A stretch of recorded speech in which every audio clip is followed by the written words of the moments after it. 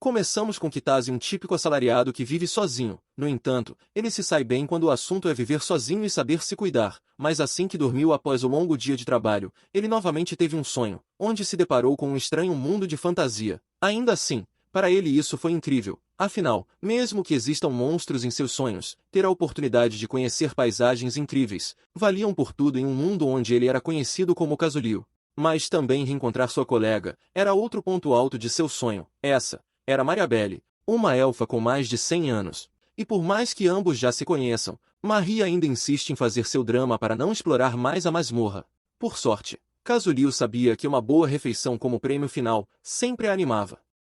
Em seguida, ambos chegam à masmorra, e após algumas horas andando, a dupla para almoçar, o que deixa a elfa ansiosa para descobrir o que terá de almoço. E enquanto comem seu almoço, ela lhe pergunta de onde ele é. Do Japão, um país que se localiza em uma ilha na Ásia. Responde Casullio, mas sem que saibam, alguém lhes vigiava.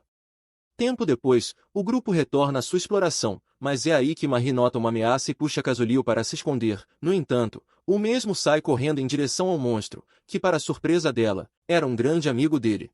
Assim que ele volta até ela, Marie lhe questiona como conseguiu fazer amizade com eles. Em resposta, Casullio a diz que levou 3 anos para ganhar a confiança deles e aprender sua língua.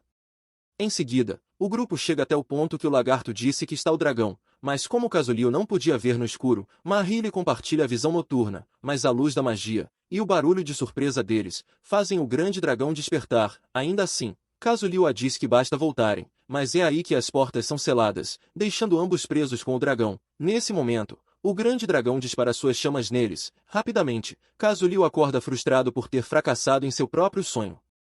No entanto, algo lhe chama a atenção, e assim que puxa a coberta, ele se surpreende ao ver que a garota de seu sonho simplesmente surgiu em sua casa. Ao amanhecer, a garota desperta, e assim que olha para ele, ela percebe que ele é semelhante a seu amigo Casullio, mas é mais velho, como se fosse o pai dele. Nervoso, ele tenta explicar tudo, mas é aí que ela se desespera ao notar onde está, e como está, sem graça, ela grita com ele para lhe arrumar roupas antes de tudo. Rapidamente, ele tira o dia de folga para fazer compras para ela.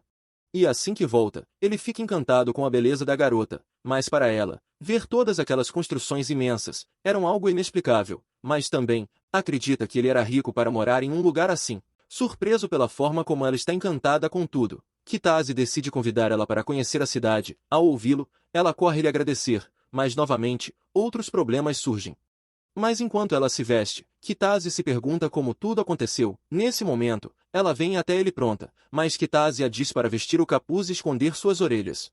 Em seguida, eles vão até uma lanchonete, onde enquanto esperam um pedido, Kitase revela tudo para ela. Ele explica que assim como qualquer um, ele sempre sonhava com algo, e um de seus sonhos era a vida em um mundo mágico, onde ela era sua companheira em seu sonho. Mas por algum motivo, quando despertou após as chamas do dragão, ele se deparou com ela ao seu lado. Ao ouvi-lo, Marie lhe diz que a última coisa que se lembra é do fogo do dragão. Em resposta, Kitase a diz que foi isso mesmo. Surpresa. Ela se pergunta se está morta. Em resposta, Kitase a diz que não, pois está bem à sua frente. Nesse momento, a comida chega, tirando a atenção da conversa para a bela refeição. Em seguida, ele a guia até ao parque de cerejeiras, onde a diz: "Bem-vinda ao Japão, elfa."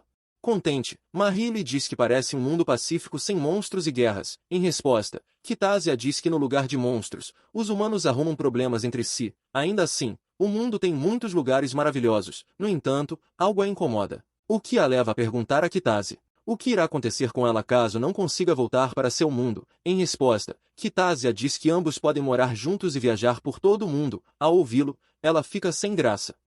De volta a casa, Kitase prepara o banho para ela, mas assim que ela vai até a banheira ela fica surpresa. Ela lhe questiona de como esquentou a água sem usar magia. Em resposta, Kitase a diz que isso é o sistema de aquecimento das casas. Além disso, ele a entrega 3 tipos de sais de banho, o que deixa a elfa feliz por ele ser um tipo de nobre.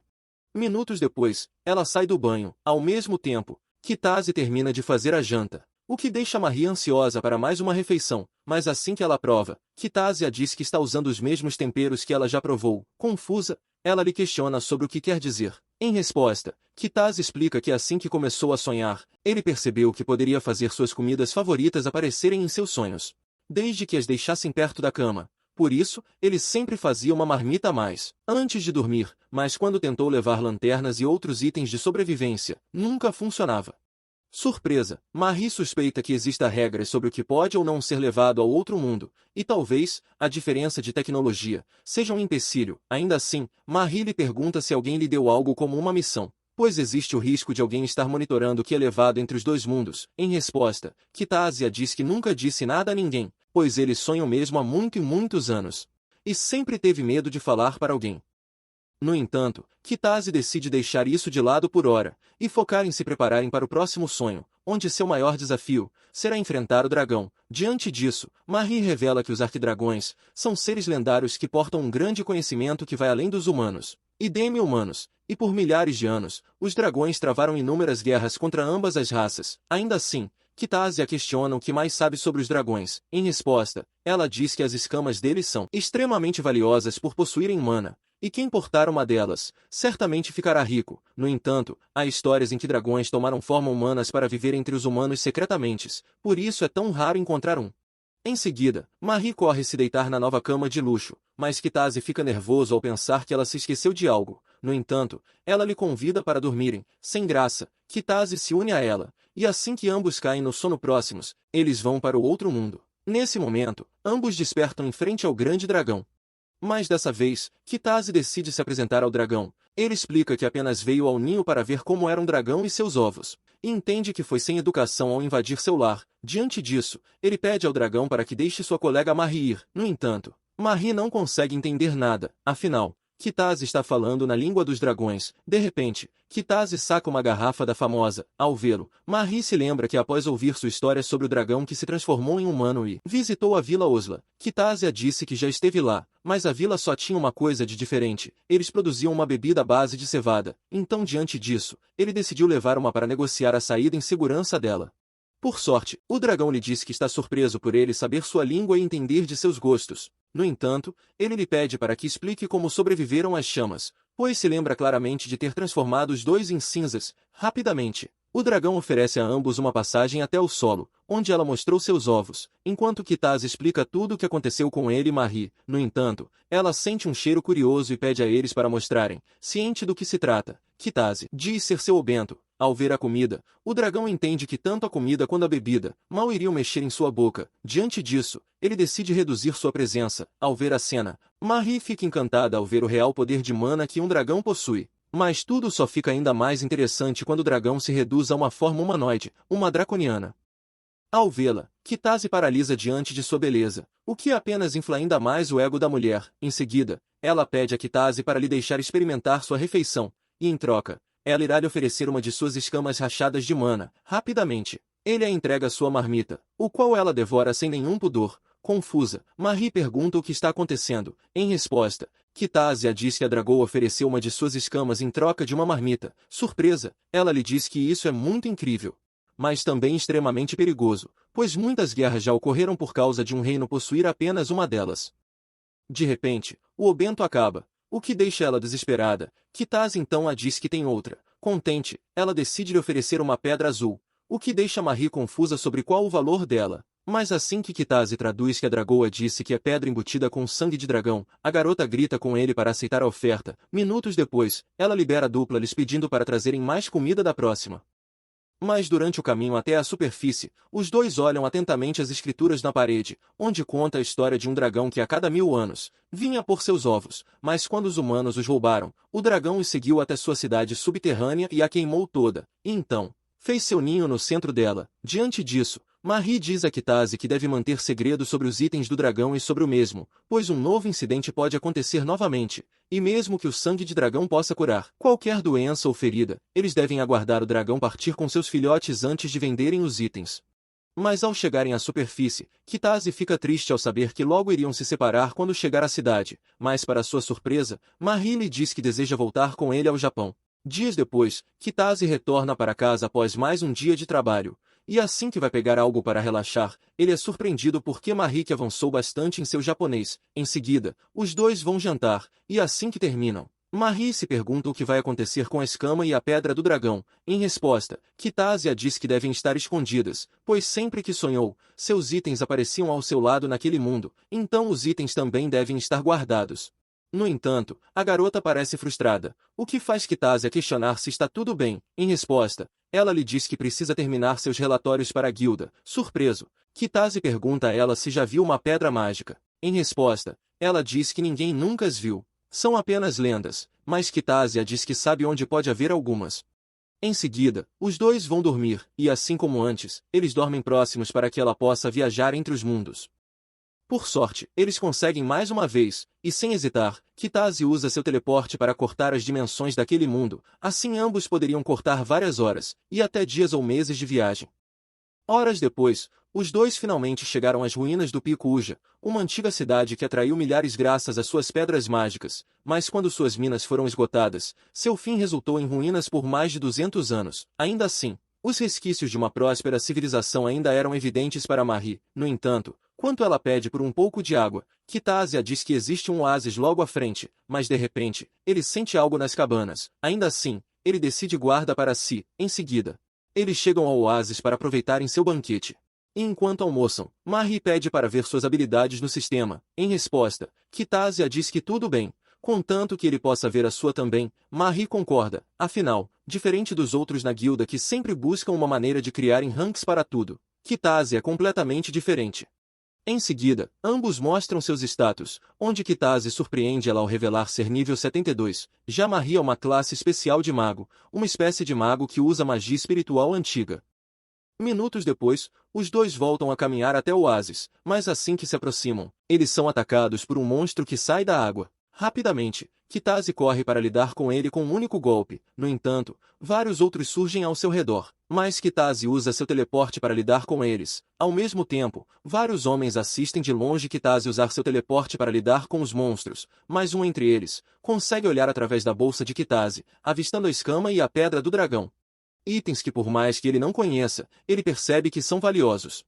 Diante disso, ele decide enviar um jovem Daemon humano para lidar com eles. De repente, Kitasia sente que algo está errado, e é aí que um grande monstro surge. Ao vê-lo, Kitasia pensa em se teleportar, mas seu limite é de uma vez a cada 24 horas, sem saída. Ele decide fazer o básico. Ele abraça Marie esperando o golpe fatal do monstro. Por sorte, o plano funciona, o que deixa ambos felizes por ainda estarem vivos e juntos. Em seguida, Kitasia revela a ela que desde o começo, ele sentiu presença humana nas ruínas, o que significa que são bandidos, e agora, eles devem estar procurando seus itens. À tarde, ambos saem para passear, mas é aí que Kitasia repara no quão estranho é a situação. Afinal, há algumas horas, eles estavam sendo atacados por bandidos em outro mundo, mas agora, estão completamente vivendo de forma passiva em seu mundo.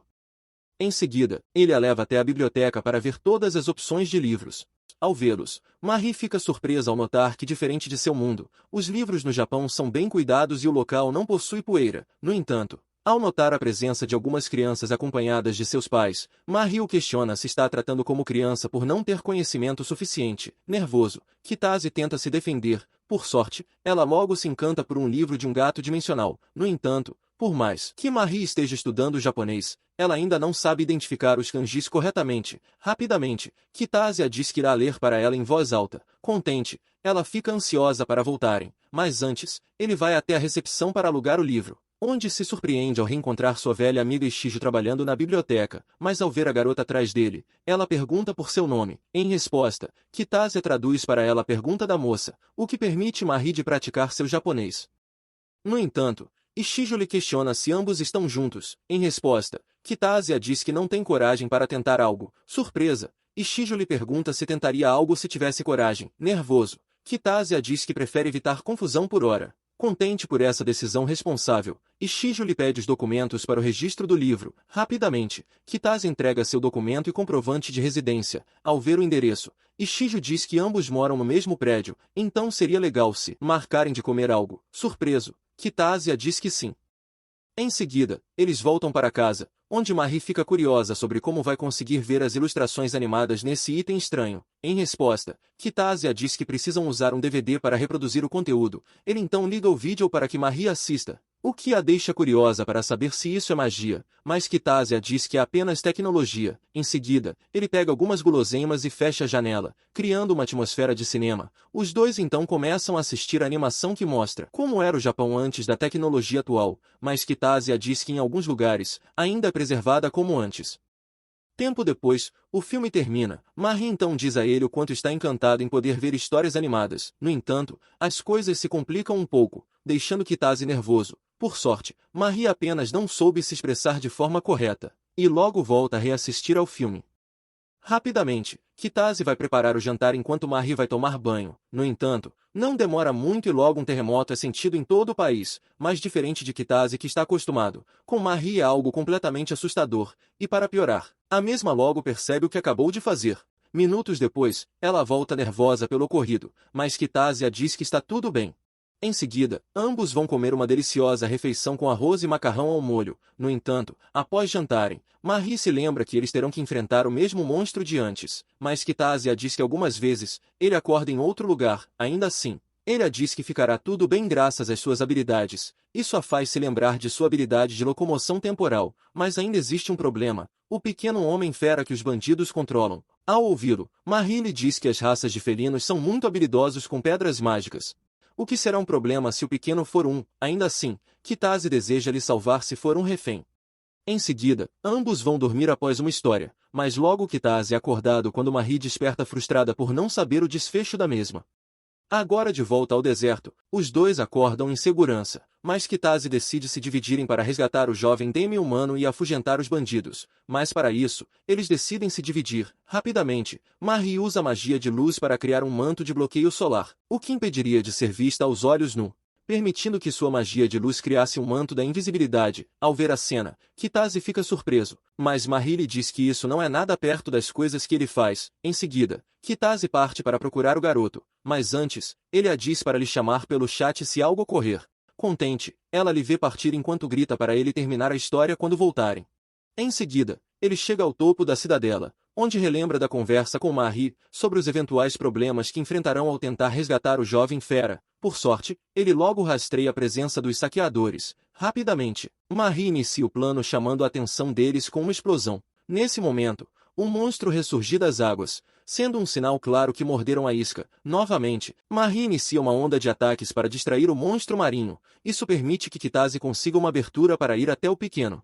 No entanto, o pequeno se assusta ao pensar que ele voltou para se vingar e cai no chão, mas sua queda permite a Kitase de notar o selamento que o prende sobre servidão. Sem hesitar, ele se aproxima do pequeno falando na língua das feras, o que deixa o pequeno surpreso. Afinal, não é comum humanos falarem a língua do povo fera. Ainda assim, Kitase lhe pergunta se tem mais algum prisioneiro além dele. Em resposta, o pequeno lhe diz que tinha um avô, mas ele não teve chance quando os bandidos vieram. Ao ouvi-lo, Kitase lhe estende a mão oferecendo ajuda. Esse simples gesto faz com que o pequeno corra até ele pedindo ajuda em desespero.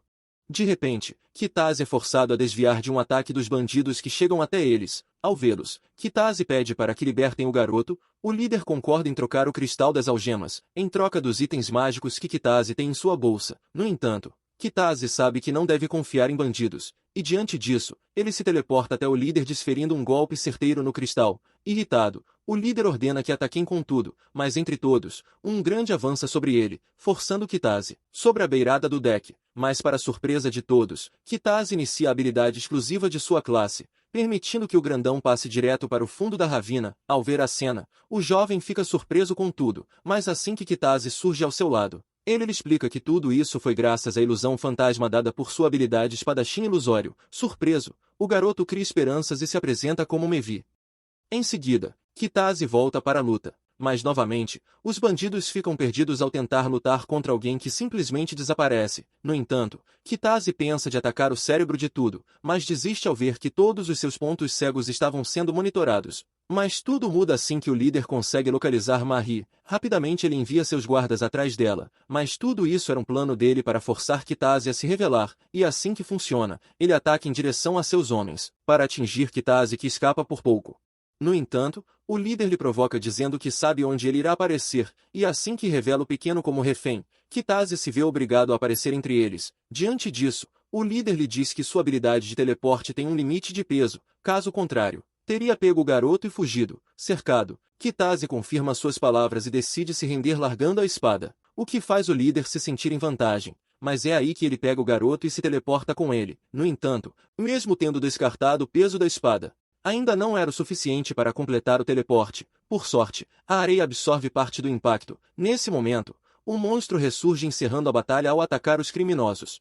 Mas assim que se vira para eles, Kitase teme em morrer aí e deixar Marie à própria sorte. Mas para sua surpresa, o monstro não os ataca. Pelo contrário, ele demonstra procurar por algo. Mas Mevi, entendendo o que possa ser, decide revelar seu cristal. Ele conta a Kitase que seu avô lhe contou que há muito tempo, seu povo encontrou a pedra mágica em meio às escavações, mas isso despertou uma fera que trouxe destruição a seu vilarejo, forçando os sobreviventes a se refugiarem em muitos lugares. Em seguida, Mevi entrega o cristal ao monstro se desculpando pelo incidente. Kitase então lhe puxa para longe enquanto assistem o monstro ir embora, mas sua partida revela uma misteriosa entrada secreta.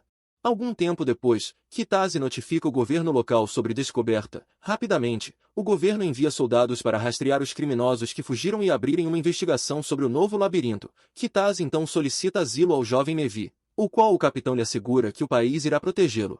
No dia seguinte, a dupla percebe que o novo labirinto está sendo o assunto principal na cidade, mas para Kitase isso é uma grande oportunidade de explorar uma masmorra intocada. No entanto, Marie não compartilha desse mesmo entusiasmo. Ela revela que dificilmente a guilda dará permissão para ela estar no grupo de vanguarda da exploração, pois o risco é muito alto para mago de média classe, então a guilda deve enviar um mago de alto nível para a masmorra.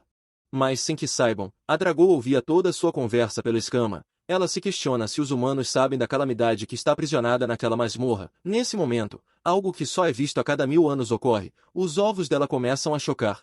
De volta ao Japão, a dupla degusta um delicioso pão com ovos e bacon no café da manhã. Em seguida, Kitase se arruma para ir para o trabalho, mas antes de ir, ele tenta animar Marie sobre o caso da masmorra. A garota então lhe diz que existe uma pequena chance de receber autorização, pois existe uma brecha na lei que permite que baixos escalões ganhem permissão se forem acompanhados por um aliado de alto nível confiável. Em resumo, eles precisam provar que juntos são uma dupla capaz de lidar com quaisquer problemas, mas quando ele iria ir, ela lhe segura para se despedir como na tradição japonesa. Em seguida, ela inicia sua nova rotina cuidando da casa e seus estudos de japonês, já que Kitase vai para o metrô, onde durante o caminho, ele percebe que tanto ele quanto Marie são bons em ataque, mas nenhum deles possui habilidades de defesa.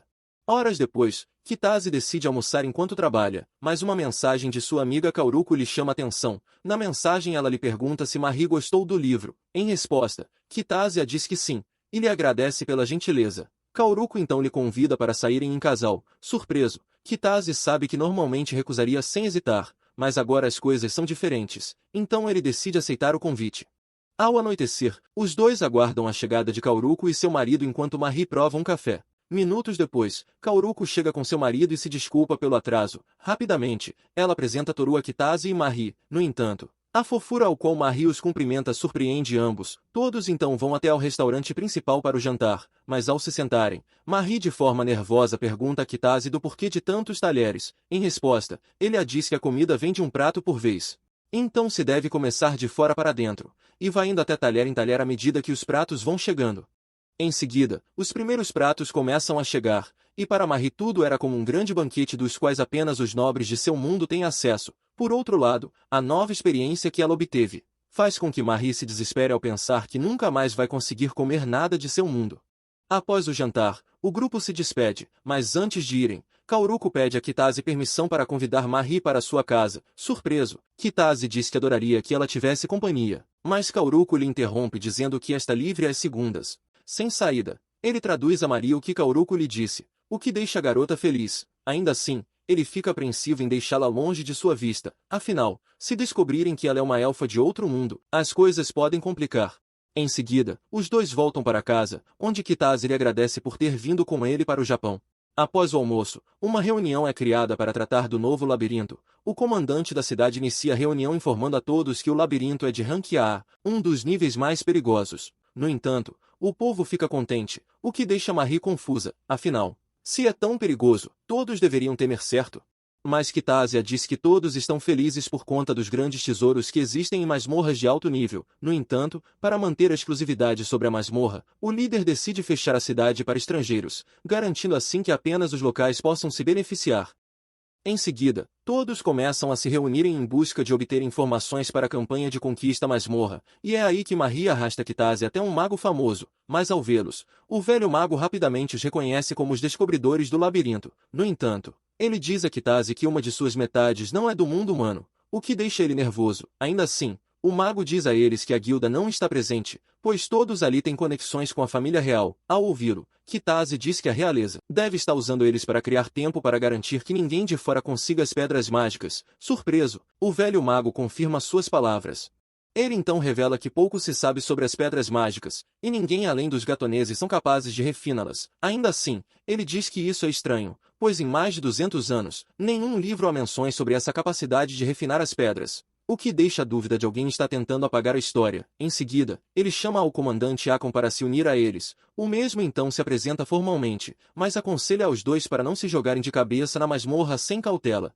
Em resposta, Kitase lhe diz que eles estão pensando em não ir na exploração, afinal, seu grupo além de pequeno, tem o problema das regras da guilda onde Marie atua. A guilda proíbe que magos abaixo do rank A entrem em masmorras de alto nível. Surpreso, o comandante lhes parabeniza pela responsabilidade, mas o velho mago lhe diz para não baixar a guarda, e revela em alto e bom som que eles já moram juntos. Rapidamente, o salão vira um fervo com o pronunciamento do ancião.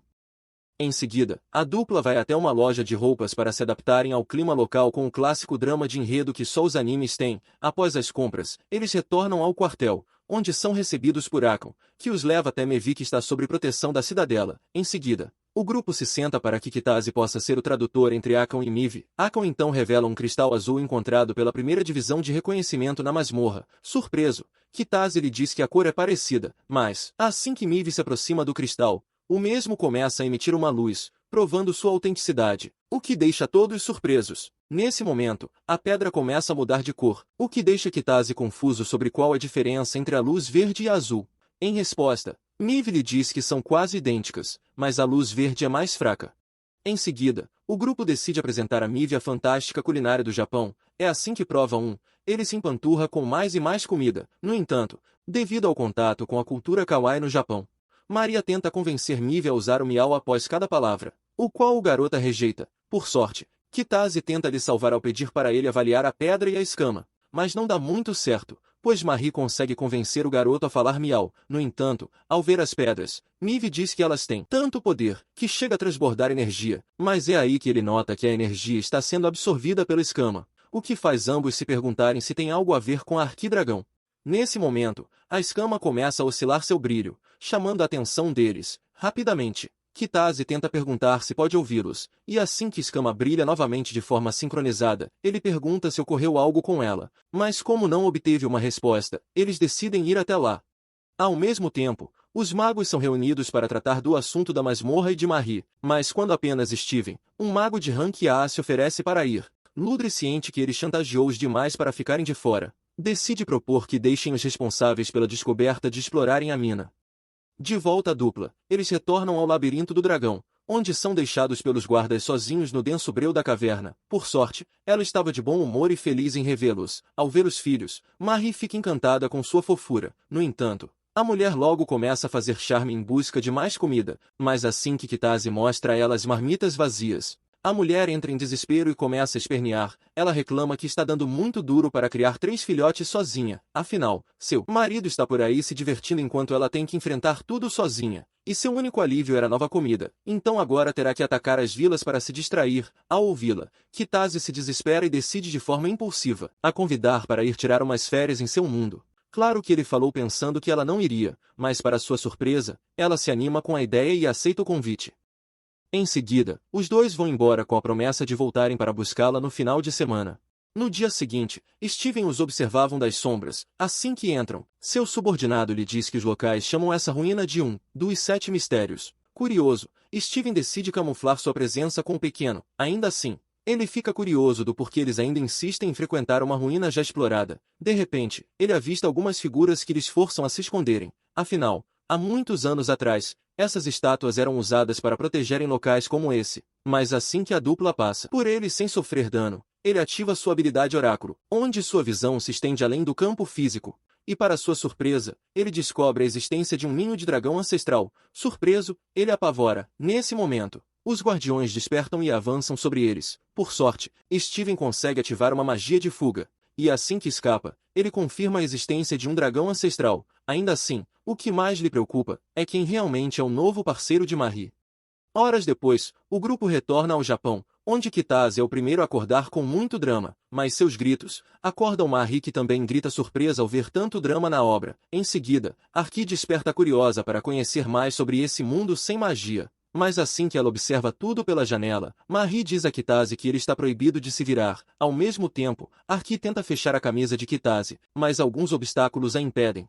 Minutos depois, Marie ainda insiste para que ela se vista corretamente, já que Kitase ainda continua de castigo. No entanto, Marie sabe que a presença de uma cauda nesse mundo não é algo dos humanos. Ainda assim, ela cogita a ideia de usarem a desculpa que é uma cosplay. Mas Kitase a lembra que desde o início em que se conheceram, a Arquidragão já entendia tudo sobre eles.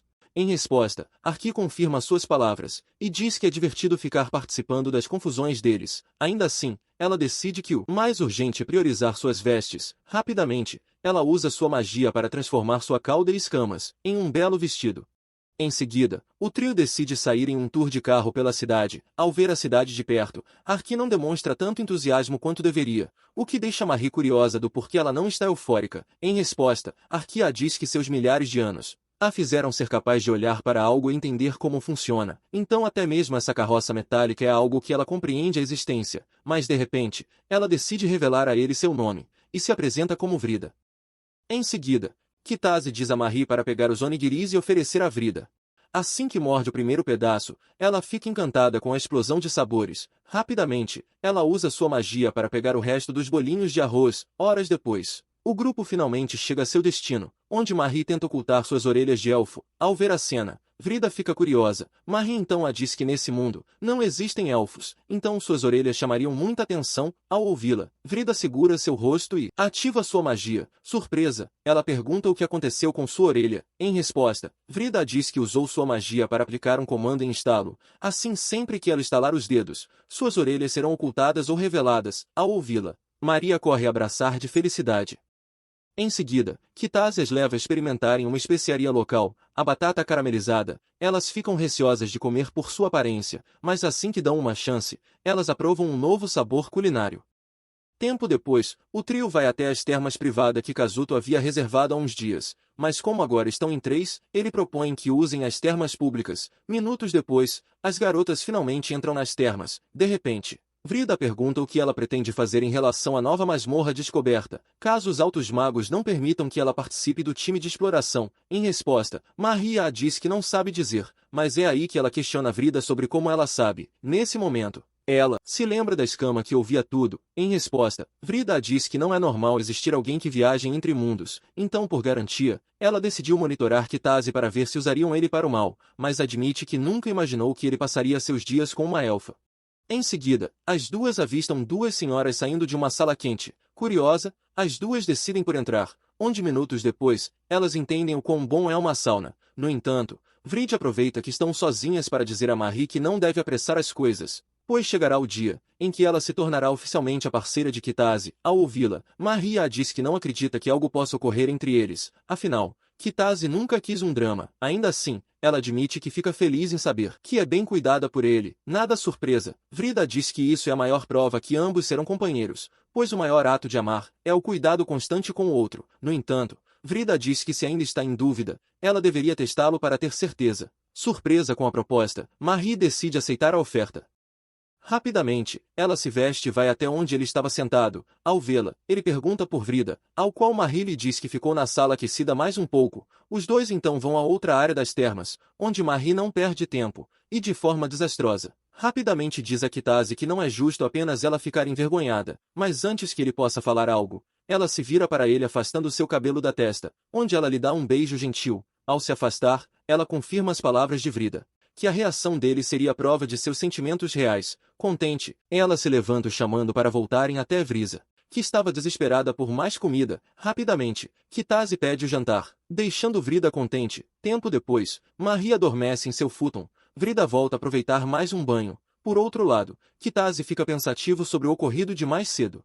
No dia seguinte, o grupo se prepara para ir, mas Marie, ainda dormindo, é posta no carro por Kitase, o que chama a atenção de Vrida. Ela lhe diz que apenas conhece mulheres atenciosas assim. Em resposta, Kitase a diz que em seu mundo moderno, o cuidado vem de ambos os lados. Ainda assim, ela lhe diz que parece que o cuidado dele é com Marie, nervoso. Kitase gagueja, mas ela não dá muita bola. No entanto, ela lhe pergunta se ele não vai perceber o quanto ela está solitária. Confuso, ele a questiona. O que quer dizer? Em resposta, ela lhe diz que é muito sem noção e com falta de ambição. Afinal, ela está há dias esperando um convite para se unir a eles no novo labirinto. Sem graça, ele usa a desculpa que ela é um arquidragão lendário. Então algo assim não seria de seu interesse, mas para sua surpresa, ela começa a chorar.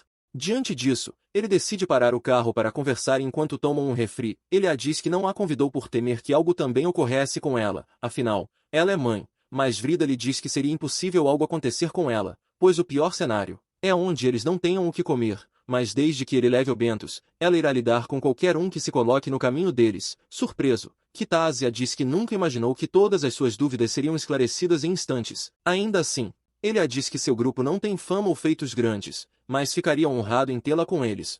Agora de volta ao mundo mágico, Vrida pede para que a levem até a Guilda dos Magos, mas antes, eles a pedem para esconder sua cauda e seu chifre. E assim que o faz, o grupo segue em frente, até que esbarram em Steven. Ao vê-lo, Marie alerta Kitase sobre a fama de Steven, mas Vrida lhe diz que para ela é apenas um Zé Ninguém. No entanto, Kitase age com educação cumprimentando, mas Steve lhe diz que deseja fazer algumas perguntas. Ele então pergunta a Kitase para onde ele vai quando anoitece, pois sua presença simplesmente some ao anoitecer, pois humano nenhum pode ocultar completamente sua energia. Mas quando ele tenta perguntar se estava o seguindo, Steven lhe interrompe perguntando sobre como ele sobreviveu ao dragão no fundo da ruína. Surpreso, Kitase se questiona sobre as habilidades dele. No entanto, ele questiona Steven sobre o que ele pretende com esse interrogatório. Em resposta, Steven lhe diz que vai extrair todas as informações que puder dele, e depois, dar um fim em tudo, para ficar com a fortuna da nova masmorra descoberta. Nesse momento, seu subordinado surge para capturar as garotas. Rapidamente, Kitase pergunta a Vrida se ela tem algo para que ele use. Frustrada, ela lhe joga uma espada, e diz que removeu seu nome da espada para que ele possa usá-la. Em seguida, Kitase se põe em posição, deixando que Vrida cuide do subordinado, mas assim que Steven ataca, Kitase se teleporta, mas é aí que ele nota a falta da outra espada, que por pouco, não lhe atinge na emboscada. Ao mesmo tempo, na Guilda dos Magos, uma reunião de urgência é feita para julgarem a capacidade de Steven representar a guilda na exploração do labirinto. Ao verem a transmissão mágica, todos ficam surpresos. De volta à luta, Kitase usa sua habilidade para gravar os movimentos de ataque que Steven faz, e assim que encontra uma brecha, ele avança com tudo, mas é bloqueado. No entanto, Steven tenta lhe acertar, mas o modo fantasma de Kitase o deixa surpreso. Já com as meninas, Marie diz ao pequeno mago que é contra as regras magos lutarem entre si. Em resposta, ele a diz que sabe disso, por isso apenas vai derrotá-la no psicológico. Mas quando Marie nota que Vrida não está usando nada para defendê-las, Vrida diz que não precisa dessas coisas, o que deixa Marie frustrada por uma escudeira não ter um escudo. Ela questiona o pequeno para que ele dê sua opinião sobre isso, mas o coitado não sabe o que opinar sobre isso. Surpreso, ele se questiona do por que está fazendo questão de participar dessa picuinha delas, e rapidamente, ele convoca os espíritos de waivers mortos para amedrontar as garotas. Mas quando eles surgem, Vrida revela sua cauda e chifre. Nesse momento, o pequeno sente que o clima mudou, e algo maior está surgindo do chão. De repente, suas 3 invocações são devoradas por um dragão. Ao ver a cena, ele diz que irá se comportar. De volta à luta, os dois sentem o poder de Vrida, mas logo voltam a se concentrar na luta. Kitase logo vê uma oportunidade, mas quando iria concluir o ataque, Steven desvia, o que deixa Kitase na dúvida se ele deixou a abertura de propósito. Nesse momento, Steven lhe diz que sua habilidade tem limitações. Irritado, Kitase avança no impulso, o que permite que Steven o jogasse no rio com um ataque. Ao voltar à superfície, ele nota as garotas lhe observando e as pergunta se estão tirando uma folga. Em resposta, Vrida lhe diz que estão esperando ele terminar. Ainda assim, Vrida lhe diz que ele está lutando limpo contra alguém que não está. Ao mesmo tempo, Steven percebe que a mulher é o dragão da masmorra. No entanto, Kitase retorna à sua frente. Ao vê-lo, ele diz a Kitase que descobriu tudo, mas Kitase apenas o chama para terminarem tudo. Os dois então lançam seus ataques, mas assim que Steven lhe ataca, ele é surpreendido pela técnica de Kitase, que reaparece atrás dele. Por sorte, ele o consegue bloquear no último segundo, mas quando iria atacar os flancos de Kitase, o mesmo se abaixa, e com o mesmo movimento de Steven, ele consegue surpreender a todos ao derrotar Steven. Nesse momento, Kitase diz que notou que o uso prolongado do oráculo apenas torna seus ataques precisos e previsíveis. Irritado, Steven tenta o último ataque que falha miseravelmente. Tempo depois, o grupo chega à guilda, onde Marie faz de tudo para apresentar seu grupo da melhor forma possível. O líder da guilda questiona se ela tem confiança que eles não irão lhe trair. Em resposta, ela diz que confia neles. Nesse momento, o chefe autoriza que ela vá para a exploração com ele. Surpresa, ela lhe diz que pensou que haveria dias de investigação para receber uma resposta, mas para sua surpresa, ele a diz que já fizeram a investigação. De repente, a sua antiga mestra surge. No entanto, o chefe se vira para Vrida, ele além de chamá-la por seu nome, ele a diz que ela deve estar muito interessada nesses jovens para ter saído de seu ninho. Em resposta, ela lhe diz que ele envelheceu muito desde a última batalha. Ao mesmo tempo, Steven é preso por seus crimes. De volta às terras do grande mar de areia, o olfato de Mívil assusta ao reconhecer o cheiro de dragão. Rapidamente, Vrida o atrai com uma pedra mágica, a qual ele rapidamente se interessa. No entanto, ele a diz que apenas sabe refinar as pedras mágicas. Em resposta, Vrida lhe diz que os gatoneses podem ir além, basta ouvir as pedras e guiar sua magia para as moldar, e como prova, ela lhe orienta para a criação de um cajado, e fundido a sua magia ancestral, ela finaliza criando um poderoso cajado para Marie. No dia seguinte, o grupo se prepara para entrar na masmorra, mas antes, eles devem reservar uma barraca para usarem como base avançada. No entanto, quando Kitase vai até um feirante reservar uma barraca, o mesmo lhe diz que as tendas estão em um valor que crianças não podem pagar. Por sorte, Zera, um nobre da casa Mil, os reconhece como os descobridores do labirinto, e graças a ele bancar tudo, o grupo de Kitase consegue uma tenda. Contente, Kitase lhe agradece pela ajuda. Em resposta, Zera lhe diz que seu país é apenas sol e areia. Mas graças à sua descoberta, agora eles possuem um labirinto que pode beneficiar seu povo, então são eles que devem lhe agradecer, e por esse motivo, ele reforça a Kitase que caso precise de algo, basta lhe pedir, não importa o momento.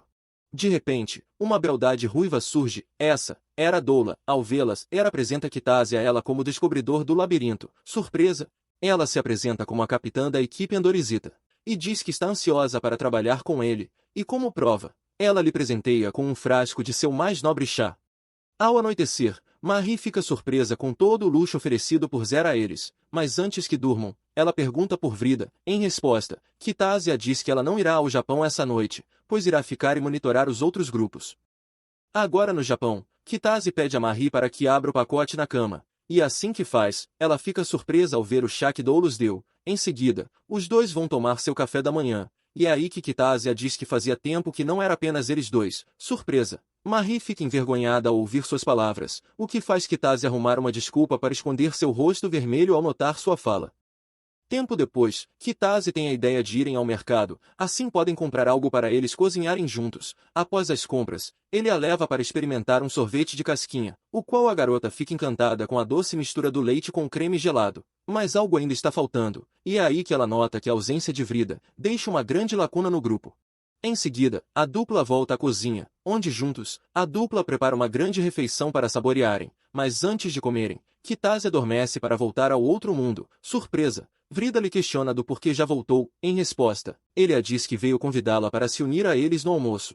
De volta ao Japão, o trio almoça a deliciosa refeição que Kitase fez em sua maioria. Afinal, Marie começou a chorar depois de cortar a cebola. Após o jantar, Vrida pergunta a Kitase como ele irá aguentar explorar o labirinto e trabalhar nesse mundo. Afinal, um assalariado tem poucos dias de folga. Em resposta, ele a diz que esse mês, eles terão a Week Gold, um feriado nacional prolongado. Mas ao verem que ela não acreditou, eles mostram para ela que graças a esse feriado, eles poderão andar no Shinkansen, o mais incrível trem que existe. Ao ver o vídeo do trem, ela fica ansiosa para participar do passeio. No entanto, existem apenas 2 passagens para 3 pessoas, o que cria uma situação de impasse, e notando isso, Vrida decide mais uma vez entrar no jogo, e fazer um drama para ver a reação deles. De volta ao outro mundo, o trio vai até a tenda dos líderes da exploração, onde Kitase apresenta sua nova integrante. Ao ver Vrida, o comandante fica encantado por sua beleza, mas o velho lhe repreende. Em seguida, ele mostra ao grupo uma projeção mágica do labirinto com suas áreas já mapeadas pelo grupo de exploração. Akon então lhes entrega um frasco com a magia de projeção e comunicação, mas antes que possam ir, ele diz ao trio que é tradição escolherem um nome de pedras mágicas para seu grupo. Nesse momento, ele se vira para as garotas, que sem hesitar, dizem a ele que a escolha é dele. Kitase então nomeia o grupo de Ametista, em referência às cores das íris de Marie. Em seguida, o grupo vai até a entrada, que estava com uma fila daquelas, mas assim que conseguem finalmente entrarem, do centro de comando, o ancião e Akon ouvem as conversas dos outros grupos tirando sarro de crianças bancando os exploradores. O grupo então segue em frente. Mas antes, Marie usa seu novo cajado para convocar um espírito de luz maior, dando ao grupo uma visão superior. Minutos depois, o trio se depara com uma parede repleta de escrituras em símbolos. Ao traduzi-la, Marie revela a eles que a parede conta a história de uma era antes dos homens, quando uma grande estrela caiu do céu, dando início à Era da Longa Noite, ou Era dos Demônios na Terra. De repente, ela se lembra que Vrida está ali, e diz que ela deve saber mais. Em resposta, Vrida diz que não tem graça explorar, se ela ficar contando tudo para eles. Em seguida, o grupo segue em frente, mas à medida que avançam, Vrida fica cada vez mais ansiosa. De repente, ela avança sobre Kitase, e enquanto gesticula golpes fracos e previsíveis, ela lhe diz que seu treinamento apenas começou. Tempo depois, Kitase desperta em seu quarto, onde é surpreendido com um gato entre eles, mas o barulho de sua queda desperta Marie, que fica contente em saber que Vrida veio. Afinal, como ela não poderia embarcar na viagem sem bilhete, ela enviou um fragmento de sua presença em forma de gato, assim ela poderia viajar como mascote deles. Em seguida, a dupla parte para a estação de metrô, e como sempre, a pontualidade dos japoneses chega na hora marcada. Agora no trem, a dupla rapidamente parte para comer em seu zobento. Horas depois, eles finalmente chegam ao próximo ponto de escala, onde pegam um ônibus para prosseguirem na área rural, mas à medida que vão chegando, Kitase relembra de seu doloroso passado quando criança. Por sorte, Marie nota que ele está inquieto, e por alguma força maior, ela lhe entrega o mesmo doce que seu avô lhe dava quando ele estava triste. Em seguida, o grupo passa por um grande campo de flores amarelas na base do Monte Vaki. Em seguida, a dupla finalmente chega na província que Kitase vivia. De repente, Marie e Vrida Cat ficam frente a frente com uma grande vaca, deixando ambos assustados. Por sorte, o som do mugido chama a atenção do avô. Ao vê-lo, o velho fica contente em reencontrá-lo. Rapidamente ele corre preparar um chá, e assim que o faz, ele se vira para Marie e elogia seus cabelos brancos, tão claros como de uma fada que saiu dos sonhos. Ao ouvi-lo, ambos ficam nervosos, o que tira um sorriso do avô. Diante disso, ele fala que Kitase sempre gostou de dormir, e por isso, era como se ele estivesse vivendo em um mundo melhor que esse em seus sonhos. No entanto, quanto mais o avô falava, mais os dois ficavam nervosos. Em seguida, a dupla vai até o antigo quarto de Kitase, onde Marie fica curiosa para encontrar algo que fale mais sobre o antigo Kitase, mas assim que ela inventa de abrir o sótão, ela se apavora com os insetos que viviam lá. Após o jantar, os dois saem andar à noite, mas durante o caminho, Kitase nota uma luz, e assim que se vira, ele percebe a presença de vários espíritos de luz. Nesse momento, Marie revela que também está surpresa, afinal, ela nunca conseguiu usar magia nesse mundo. Nesse momento, aproveitando que estão sozinhos, Marie revela que está contente em conhecer mais sobre ele.